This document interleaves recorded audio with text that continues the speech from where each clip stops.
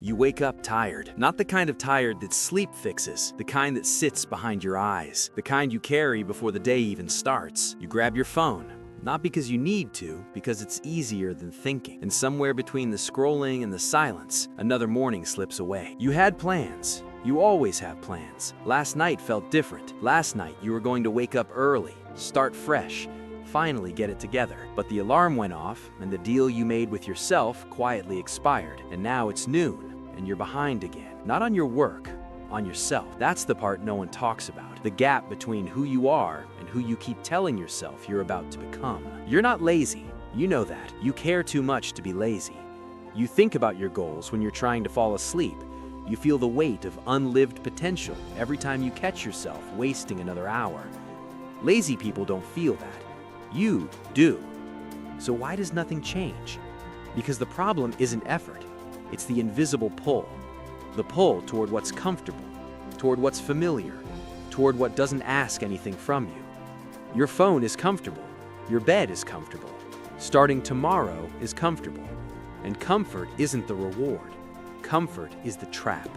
It doesn't look like failure. It looks like rest. It looks like a short break. It looks like just one more video, just 5 more minutes, just tonight. And then tonight becomes a pattern, and the pattern becomes your life.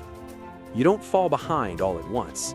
You fall behind one small, comfortable choice at a time. Monday disappears, then the week.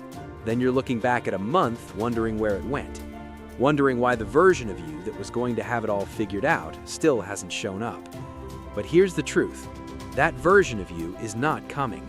Not because you're not capable, but because waiting is not a strategy. The person you want to be is not on the other side of the perfect moment. There is no perfect moment. There is only this one, and what you do with it. Every single day you are building something, whether you choose to or not. You are building a version of yourself. The question is whether you're building it on purpose. Most people aren't. Most people are sleepwalking through the construction, letting distraction lay the foundation, letting delay set the walls, wondering why the life they end up in doesn't look like the one they imagined. And this is where everything changes.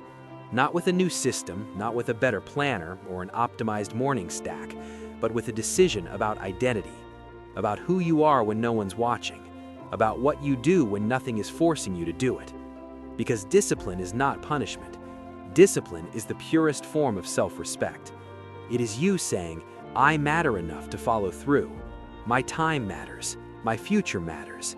The version of me that I'm capable of becoming matters. When you make your bed in the morning, it's not about the bed.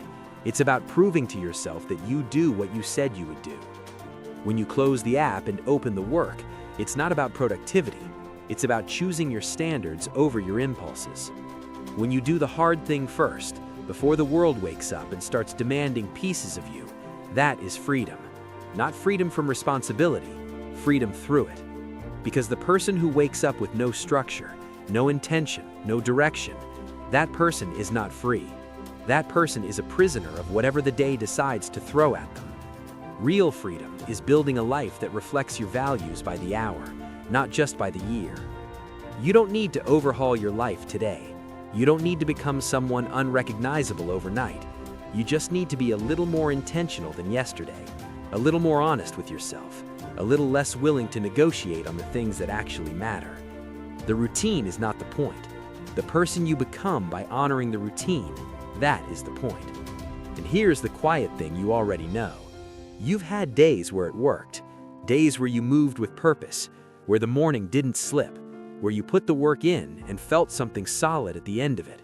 You remember what that felt like. That feeling is not a memory, it's a preview.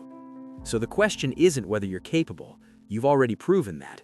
The question is what you're willing to give up to get back there. What comfortable excuse are you finally ready to stop believing? What is the cost of one more day of almost? You already know the answer. The only thing left is the choice. And the clock is already moving.